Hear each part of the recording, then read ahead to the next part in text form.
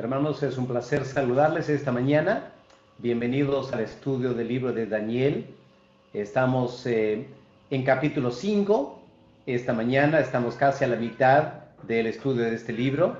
Y vamos a estudiar esta mañana los versículos 1 al 8 para introducir este capítulo que es bastante conocido, pero no siempre bien entendido, a lo menos no la primera parte.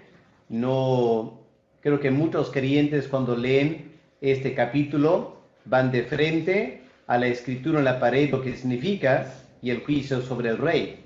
Creo que es un error porque pasamos por alto unas cosas muy importantes al comienzo que nos van a ayudar a entender bien todo el capítulo. Así que esta mañana vamos a ver la primera parte para entenderla bien y luego eso va a aclarar la segunda parte. Vamos a orar y pedir al Señor que Él nos ilumine a través de su Espíritu Santo. Padre, gracias por este hermoso libro de Daniel. Padre, hace tantos años inspiraste a tu siervo a escribir lo que él había vivido. Y Padre, él plasmó en las escrituras lo que él quería, lo que tú querías que él dijera. Padre, él nunca se imaginó que 2500 años después, en un país tan lejano, un grupo de personas estarían estudiando su libro en otro idioma. Pero Padre, es la maravilla de lo que tú haces. Quiero pedir ahora que cumplas el propósito por el cual nos has dado este libro. Danos entendimiento, Señor, para que el estudio de tu palabra nos sirva en los días en que estamos viviendo. En el nombre del Señor Jesús te lo pedimos. Amén. Amén. Bien. Al empezar a estudiar el capítulo 5 de Daniel, es más importante que nunca tomar en cuenta el contexto histórico en el cual ocurrieron los eventos en este capítulo. Vamos a empezar notando algo de la cronología de los reyes de Babilonia. Hasta el momento, los primeros 4 capítulos, hemos tomado contacto con Nabucodonosor. Nabucodonosor fue el fundador del imperio de Babilonia. Por eso él representa la cabeza de oro en la estatua en Daniel capítulo 2. Él reinó por bastantes años, entre 605 y 541 antes de Cristo. Es decir, él gobernó más de 40 años. Obviamente empezó bastante joven, al igual que Daniel, y reinó 40 años, y Daniel, todo ese tiempo, Daniel lo acompañó en la corte en Babilonia. Cuando él murió, la persona que le sucedió fue un hombre llamado, en español, Evil-Merodach.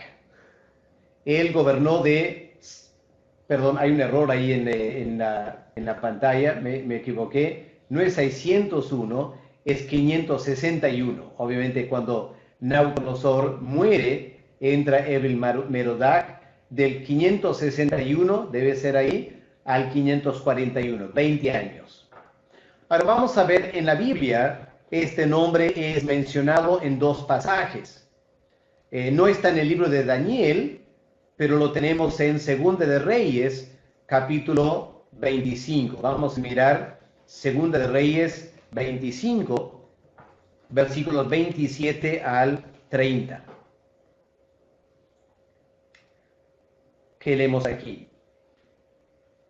Aconteció a los 37 años el cautiverio de Joaquín, rey de Judá, en el mes 12º, a los 27 días del mes, que Evil-Merodach, rey de Babilonia, en el primer año de su reinado, libertó a Joaquín, rey de Judá, sacándolo de la cárcel, y le habló con benevolencia, y puso su trono más alto que los tronos de los reyes que estaban con él en Babilonia, y le cambió los vestidos de prisionero, y comió siempre delante de él todos los días de su vida.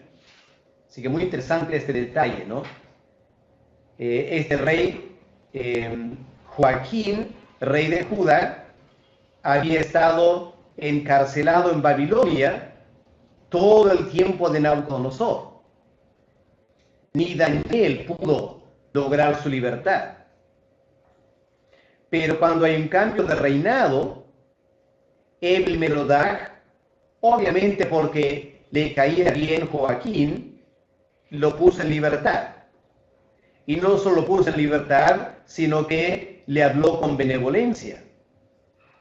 Lo hizo, le dio más autoridad que los demás reyes en Babilonia. Cuando dice puso su trono más alto que los tronos de los reyes que estaban en Babilonia, no es literalmente que empezó a reinar. Obviamente no estaba reinando, lo que está hablando es la posición que él podía ocupar en Babilonia, en reconocimiento que era un rey conquistado por Babilonia.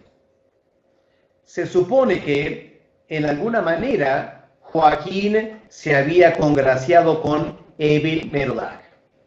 Dios obviamente también había tocado el corazón de este rey para enseguida que entrara al reino, lo primero que hizo fue darle esta consideración. Obviamente pensó que es algo que Nabucodonosor debió haber hecho antes, pero no lo hace, lo hace Evil-Merodach. Vamos también a Jeremías capítulo 52 para tener otra referencia a este hombre Evil-Merodach, el sucesor de Nabucodonosor. Jeremías capítulo 52, vamos a leer versos 31 al 34, que leemos aquí. Es el pasaje paralelo, ¿no es cierto?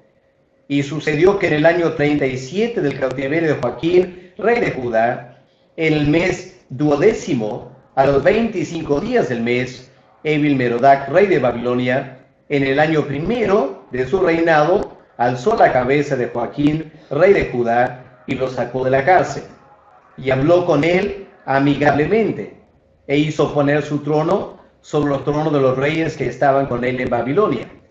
Le hizo mudar también los vestidos del prisionero, y comía pan en la mesa del rey siempre, todos los días de su vida. Así que reiterando lo que leemos en Segunda de Reyes.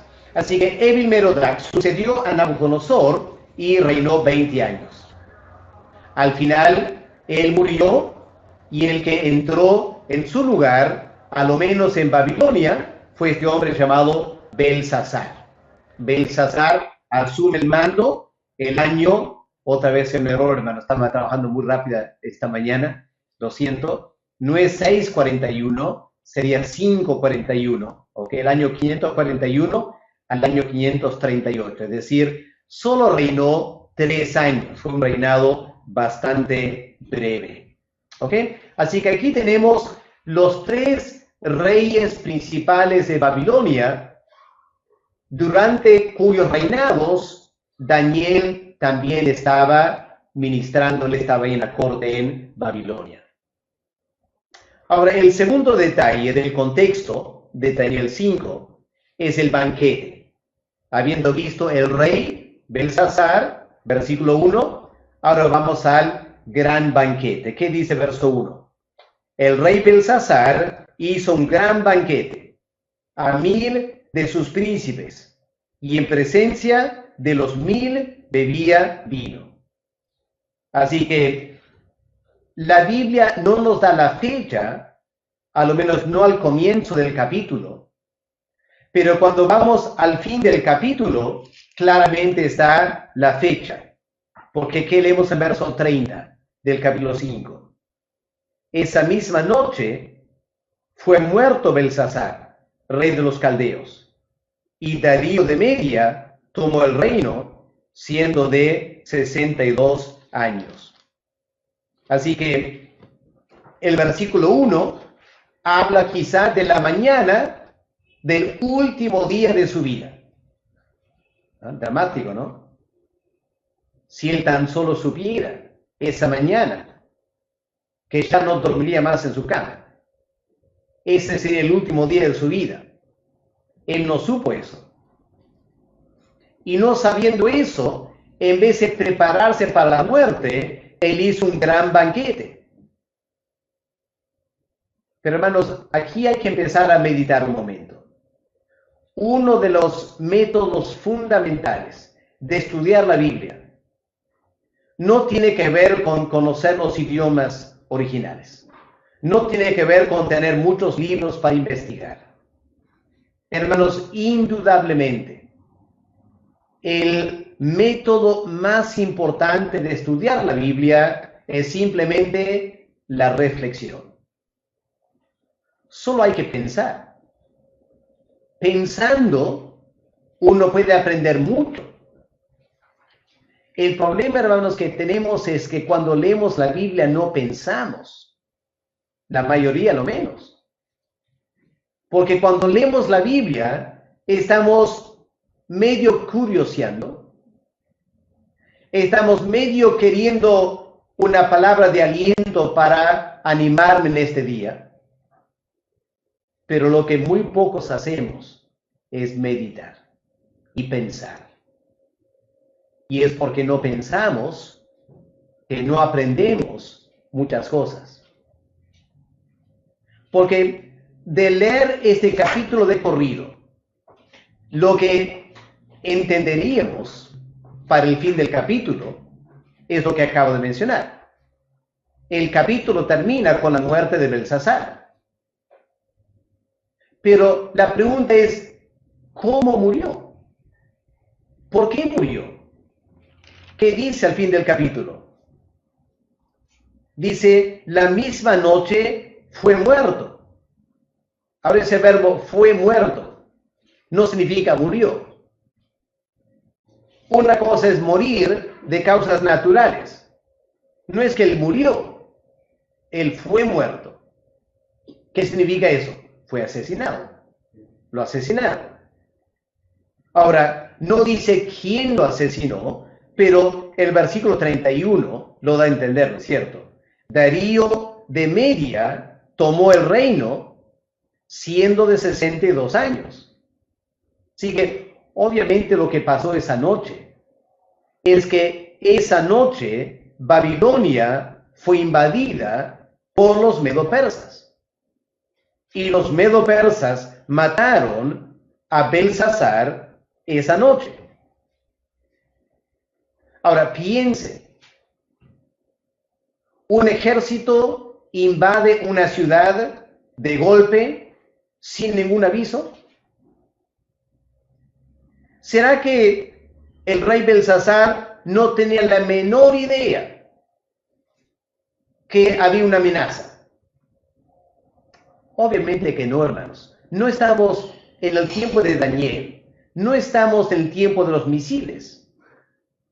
Hoy en día, el rey de un país puede estar sentado tranquilo en su país, no pasa nada, no hay ninguna invasión, y de repente un dron aparece, lanza un misil y él muere, sin ningún aviso.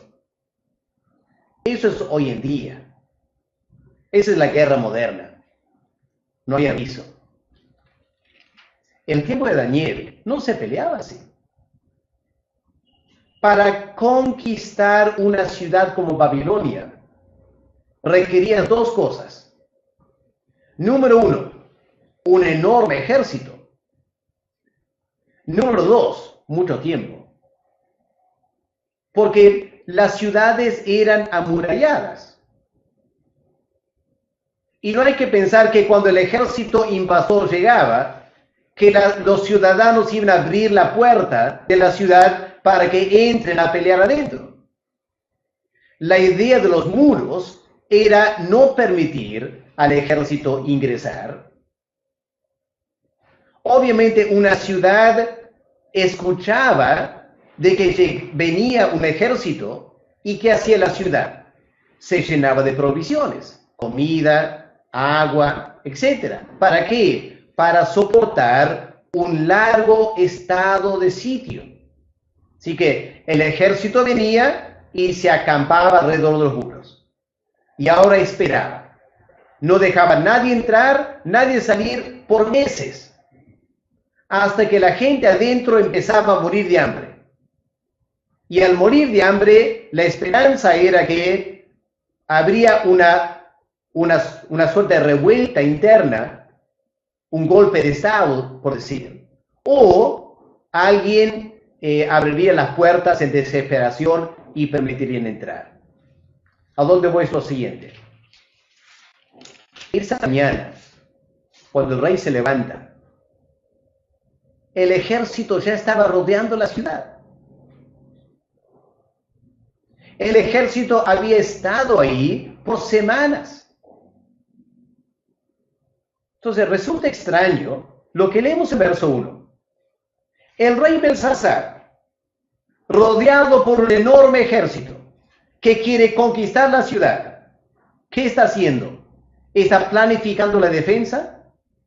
¿Está juntándose con sus mandos militares para ver si hay alguna amenaza que hay que hacer ese día para proteger la ciudad? Nada que ver. ¿Qué está haciendo? Un gran banquete.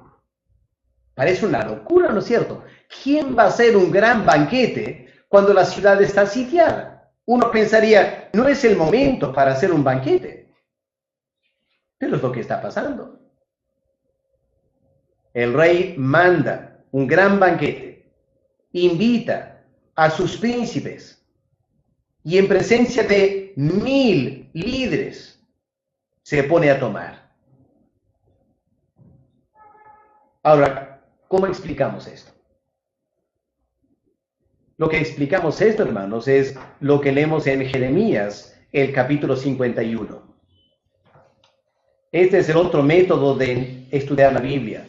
Tenemos que conocer bien la Biblia para saber qué partes de la Biblia van a explicar otras partes. Eso significa conocer bien toda la Biblia. ¿Qué leemos en Jeremías 51 y el versículo 53?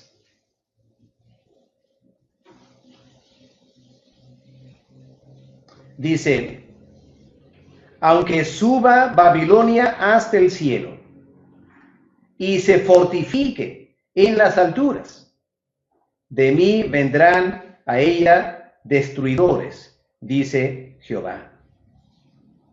Ahora, ¿qué es esto de fortificar en las alturas? Está hablando de los muros de Babilonia. Durante los años anteriores, los reyes de Babilonia se habían asegurado de construir enormes muros, y realmente eran enormes muros. No me acuerdo exactamente las estadísticas, pero viene a mi mente 60 metros de altura. Quizás podría ser un poco menos, pero eso nos da una idea. No estamos hablando de 3 metros de muro. Estamos hablando de 30, 40 metros a lo menos. Dice que podías manejar carrozas encima de los muros. Podías subir caballos con carrozas y correr alrededor de la ciudad en los muros de Babilonia. Eran impenetrables. Para colmo, había 2 filas de muros, una exterior, una interior. Belsasar se está confiando en los muros de Babilonia. Por semanas él ha visto el ejército medo-persa rodear la ciudad. Pero Belsasar se siente seguro. Se siente confiado. Está confiando en que los muros lo van a proteger. Hasta ahí uno lo podía aceptar, aunque por razones que voy a mencionar en un momento, era sumamente imprudente, pero ya uno puede en parte entender eso. Lo que no se entiende para nada es lo que leemos en versos 2 al 4. Porque ¿qué leemos en versículos 2 al 4? Belsasar, con el gusto del vino, es decir, ya medio borracho. Miren lo que él manda hacer. Mandó que trajesen los vasos de oro y de plata, que Nabucodonosor, su padre, bueno, la palabra padre aquí es genérica y significa ancestro, y realmente es su abuelo, ¿ok? Nabucodonosor, su abuelo, había traído del templo de Jerusalén. Y Belsasar manda traer estos vasos de oro del templo de Jehová. ¿Para qué? Para que bebiesen en ellos el rey y sus grandes, sus mujeres, sus concubinas. Entonces fueron traídas los vasos de oro que habían traído el templo de la casa de Dios, que estaban en Jerusalén.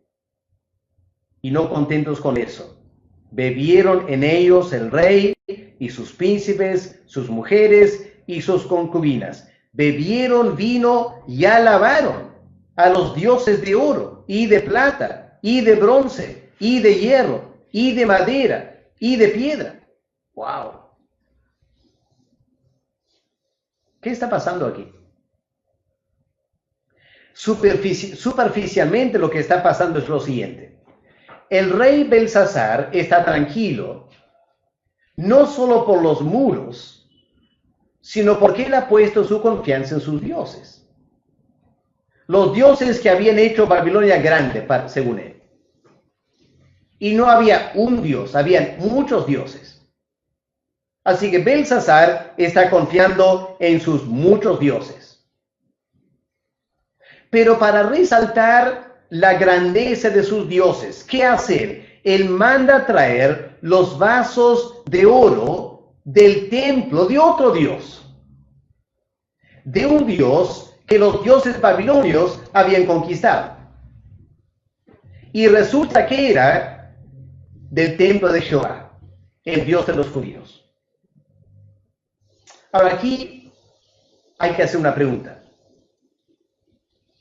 No, hermanos, no estamos hablando nada de las palabras en hebreo o buscando comentarios bíblicos, simplemente estamos mirando el texto y haciendo preguntas, estamos pensando, ¿no es cierto? Quiero que aprendan a pensar cuando estudien la Biblia.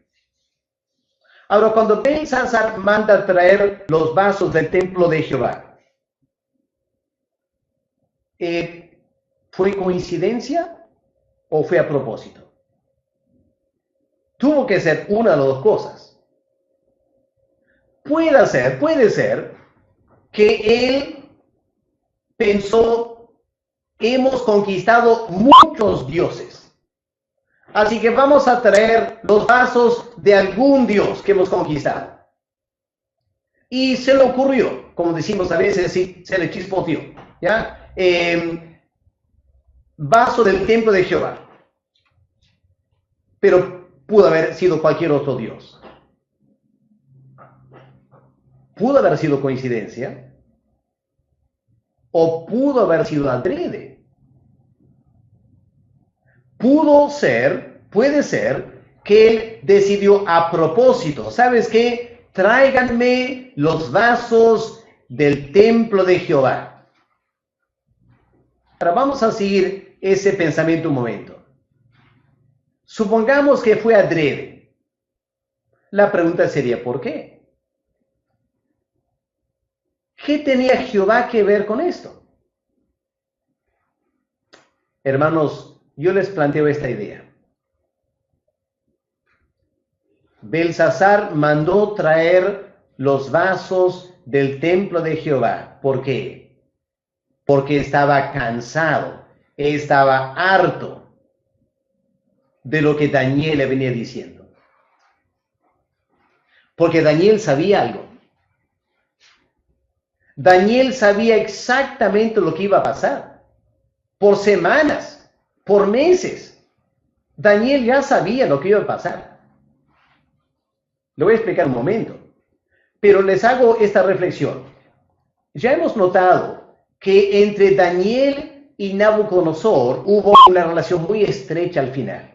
Nabucodonosor se convierte. Daniel es su mentor espiritual. Muere Nabucodonosor. ¿Qué piensan? ¿Que Daniel se habrá interesado en su hijo? Obviamente que sí. Si no por otra razón, por cariño a Nabucodonosor. Y ahora entra el nieto. Y si Daniel sabe algo muy importante, que el nieto de su amigo Nabucodonosor necesita saber, ¿No piensa que Daniel le había contado? Daniel no es un hombre para callarse. Daniel desde 18 años viene confrontando a los reyes de Babilonia. Ahora, ¿qué es lo que Daniel sabía? Que es demasiado obvio. Ya le viene hablando Belsasar hasta cansarlo. Vamos a notar ciertas cosas que Daniel sabía. En primer lugar, Daniel sabía que Babilonia solo tendría 70 años de vida. ¿Ya? Daniel sabía eso. El imperio de Babilonia solo iba a durar 70 años. Ahora, ¿cómo sabe Daniel eso? Por lo que su maestro de años atrás, Jeremías, había predicho. Vamos a Jeremías 25 y el versículo 11, para ver una primera cosa que Daniel sabe. Jeremías 25, versículo 11. ¿Qué dice Jeremías? Toda esta tierra de Palestina será puesta en ruinas y en espanto, y servirán estas naciones al rey de Babilonia 70 años. Y cuando sean cumplidos los 70 años, castigaré al rey de Babilonia, ¿ya? Y aquella nación por su maldad, y la convertiré a la tierra de los caldeos, la convertiré en desiertos para siempre. ¿Ok? Así que Jeremías dice claramente, bajo la inspiración de Dios, Babilonia solo tendrá 70 años. Daniel fue llevado el año 605 a Babilonia. Ahora estamos en el año 539. ¿Cuántos años han pasado? 66 años. Y repentinamente la ciudad de Babilonia está rodeada por los medo-persas. ¿A qué conclusión llega Daniel? Que los 70 años están por acabarse. Babilonia va a ser destruida. Así que cuando el ejército de los medo-persas rodean la ciudad, Daniel enseguida le empieza a hablar a Belsasar diciendo, mira Belsasar, permítame darte un consejo. Dios ha dicho en su palabra, Jehová, el Dios de Israel, ha dicho, Babilonia solo tiene 70 años. Así que, lo siento, rey, tu tiempo se ha acabado. Le venía diciendo eso Daniel, para ayudar a Belsasar a ser sabio al enfrentar esta situación. Quizás buscar términos de paz con los medo-persas. Pero ¿qué más sabe Daniel? ¿Qué más leemos en la Biblia? Vamos a Jeremías 27 y el versículo 7. Recordemos, hermanos, que Daniel conocía a Jeremías y su profecía, me imagino, de memoria. Este libro era muy conocido por Daniel. ¿Qué leemos en versículo 7 del capítulo 27 de Daniel? Dice, todas las naciones le servirán a Nabucodonosor. Él está en versículo 6. Le servirán a él, a su hijo y al hijo de su hijo, al nieto, hasta que venga también el tiempo de su misma tierra y la reduzcan a servidumbre muchas naciones y grandes reyes. Así que Daniel ya sabe, desde que Belsasar empieza a reinar, Daniel ya sabe, este es el último rey de Babilonia. Los días están contados. Y Daniel se empezó a dar cuenta, este ejército medo-persa está ya conquistando ciertas partes del imperio y viene hacia Babilonia. Y Daniel se da cuenta. Los 70 años están por cumplirse, el nieto de Belsasar está en el trono, todo se está cumpliendo. Así que Daniel sabe, Babilonia va a caer. Pero ¿qué más sabe Daniel? Increíble todo lo que Daniel sabe. Cuando tú eres una persona que conoces a Dios, tú puedes saber cosas que los reyes no saben. Miren Jeremías 50, el versículo 9. ¿Qué leemos en Jeremías 50, verso 9? Porque yo levanto, dice Dios, yo levanto y hago subir contra Babilonia reunión de grandes pueblos en la tierra. Desde ahí se prepararán contra ella y será tomada. Así que Jeremías predijo naciones iban a atacar a Babilonia. Está en versículo 14 también. Jeremías 50, verso 14. Poneos en orden contra Babilonia, alrededor, todos los que entesáis arco, tirad contra ella, no escatimáis saetas, porque pecó contra Jehová. O versículo 41 del mismo capítulo. He aquí viene un pueblo del norte, una nación grande, muchos reyes, se levantarán de los extremos de la tierra, arco y lanza manejarán, serán crueles, no tendrán compasión, su voz rugirá como el mar, montarán sobre caballos, se prepararán contra ti como hombres a la pelea, oh hija de Babilonia. Así que Daniel sabe cuando este ejército compuesto por varias naciones, Daniel puede ver todas las profecías se están cumpliendo. Pero falta un detalle más. Jeremías 51. Miren versículo 11. ¿Qué leemos en versículo 11? Limpiad las saetas, embrazad los escudos. Ha despertado Jehová el espíritu ¿de quién? De los reyes de Media, los medos. Ya están nombrados ahí. Ya están nombrados los medos. Porque contra Babilonia es su pensamiento para destruirla. Porque venganza es de Jehová y venganza de su templo. Verso 28. Preparad contra ella naciones, los reyes de Media, sus capitanes, todos sus príncipes, todo territorio, su dominio. Hermanos, ¿pueden entender a dónde voy? Las semanas antes, meses antes, Daniel, conocedor de las profecías, ha estado uniendo los puntos proféticos. Los 70 años están por cumplirse. Es el nieto de Nabucodonosor. Naciones están rodeando Babilonia. Liderándolo están los medos. Daniel ya sabe. El fin de Babilonia ha llegado. ¿Quién lo ha dicho? Jehová, el Dios de Jerusalén. Ahora entienden lo que está pasando aquí en Daniel 5. Cuando el rey manda traer los vasos del templo de Jehová, no es coincidencia. Lo hace a propósito. Frente a las advertencias de Daniel, este rey, medio borracho, tiene el atrevimiento de mirarle a Dios en la cara y desafiarle a Dios.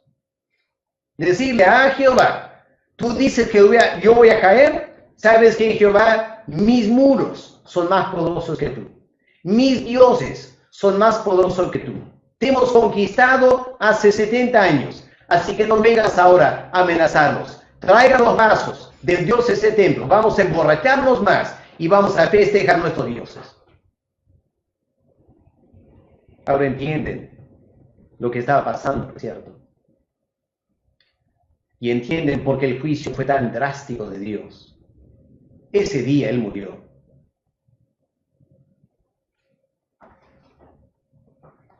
En esa fiesta, ¿estaba Daniel? ¿Estaban los demás príncipes? En un momento, vamos a ver, Daniel no estaba. Vamos entendiendo por qué, ¿no es cierto? Daniel no quería estar y el rey tampoco quería tenerlo. Así que él brilla por la ausencia. Pero en ese momento, cuando están embriagándose, usando los vasos sagrados del templo de Jehová, mira lo que pasa en el versículo 5. En aquella misma hora aparecieron los dedos de una mano de hombre que escribía delante del candelero sobre lo encalado de la pared del palacio real. Y el rey podía ver la mano. ¿Se imaginan una enorme mano en la pared al frente del trono? La mano nomás. No había cuerpo. Y la mano empieza a escribir letras en la pared que el rey no entiende. Y el rey obviamente se asusta. No solo se asusta, entra en pánico. Un terror se apodera, porque su conciencia ya le está trabajando, ¿no es cierto? Miren el versículo 6. Entonces el rey palideció. Sus pensamientos lo turbaron. Se debilitaron sus lomos. Sus rodillas daban la una contra la otra. Este hombre colapsa psicológicamente. Versículo 7. El rey gritó en alta voz. Quisieran venir magos, caldeos, adivinos, dijo el rey a los sabios de Babilonia. Cualquiera que lea esta escritura y me muestre su interpretación, será vestido de púrpura y un collar de oro llevará en su cuello. Será el tercer señor el reino. Entonces fueron introducidos todos los sabios del rey, pero no pudieron leer la escritura ni mostrar al rey su interpretación. Esta es la segunda vez que esto pasa, ¿no es cierto? Daniel 2, Nabucodonosor tiene un sueño, los magos y sabios no pueden ayudarle. Entra Daniel. Daniel capítulo 4, el mismo rey tiene otro sueño, llama a sus magos y sabios, tampoco pueden ayudarle. Entra Daniel. Ahora el nieto de Nabucodonosor tiene esta visión. Llama a los sabios y magos. No pueden darle la interpretación. Pero no llama a Daniel. Ahí está la diferencia. No llama a Daniel. Daniel llegó después, sí, pero no porque el rey quiso. Pero la Biblia en 3 capítulos está resaltando la falta de entendimiento espiritual de los sabios y los consejeros de Babilonia. Esto no es coincidencia. Lo que Dios nos está diciendo es que es en vano confiar en la sabiduría de los hombres de este mundo. Los sabios de este mundo podrán dar consejos en términos económicos, políticos, sociales, lo que sea. Pero cuando se trata de la revelación de Dios, los hombres más inteligentes de una sociedad son totalmente incapaces de dar un mensaje espiritual a las autoridades. Las autoridades necesitan Danieles. Hoy en día, ¿quién cumple el papel de Daniel? La iglesia en cada país. Y hermanos, el Perú necesita hoy en día, más que nunca, que la iglesia se levante y en voz de cuello anuncie a la sociedad mensaje de Dios. Esa es la tarea profética. ¿Saben lo extraño, hermanos? Es que habiendo tanta gente en Perú que se ufana de ser profeta, un extraño silencio hay en ellos hoy en día. Nadie está diciendo por qué se debe esta pandemia. Nadie está orientando a las autoridades qué deben hacer. Hay toda clase de tontería de una niña que dice a cierta fecha nadie salga porque va a venir un juicio. Hermanos, con tristeza lo digo, lo que estamos presenciando hoy en día es una increíble debilidad espiritual de la iglesia evangélica en nuestro continente. No hay líderes espirituales capaces de hablar a la nación. Es una tragedia, hermanos. No hay un Daniel. Nos creemos grandes cosas. Hemos hecho enormes iglesias. Hay pastores que manejan mucho dinero. Pero hoy que el Perú necesita a alguien que hable palabra de Dios, no hay. Lo que hay es un grupo ecuménico que envía un video al presidente Vizcarra diciendo que los islámicos y los hindúes y los Hare Krishnas están orando por el presidente y el presidente se alegra de eso. Claro, hemos tenido un día de oración, ¿no es cierto? Unas horas hemos orado. Pero aparte de ese llamado por la iglesia evangélica, ¿qué más hemos escuchado?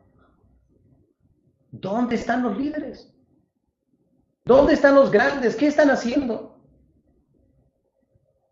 Ojalá que hubiéramos profetas en el Perú que puedan hablar algo de valor. Que las redes sociales se llenen de creyentes evangélicos, habiendo escuchado palabras proféticas de sus grandes pastores, lo circulen por todas las redes. Palabra de Dios, no hay. No hay. Oremos a Dios que tenga misericordia.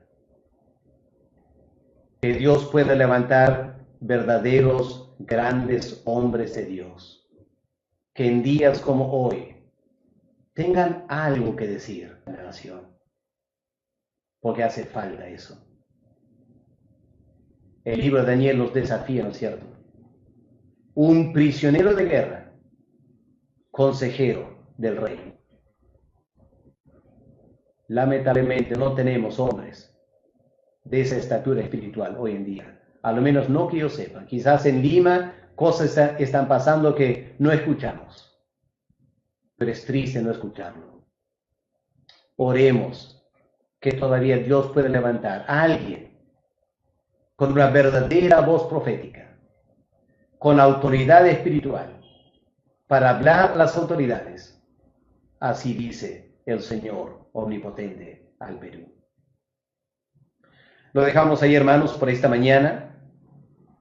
Mañana vamos a ver cómo Daniel entra y cómo Daniel al instante tiene palabra profética. Y ese mismo día la palabra profética de Daniel se cumplió. Que sea un modelo para nosotros de un hombre de Dios que está guardado por Dios y cuando llegue el momento de hablar, habla con tremenda autoridad. Un imperio cae, él queda de pie en las ruinas del imperio para animar al pueblo de Dios que el Dios de Daniel es el único Dios verdadero y que su palabra se cumple en este mundo. Hermanos, oremos para que la palabra de nuestro Dios se haga escuchar hoy en día en la pandemia y que el pueblo de Dios, no el pueblo, el Dios del pueblo sea honrado en ese tiempo. Vamos a orar. Padre amado, gracias por tu palabra esta mañana, aunque sea una palabra desafiante para nosotros, porque tenemos que confesar, Padre, nuestra pobreza espiritual. Nos jactamos de muchas cosas, Señor, pero cuando llega el momento y el país necesita una voz profética, hay un extraño silencio de la iglesia.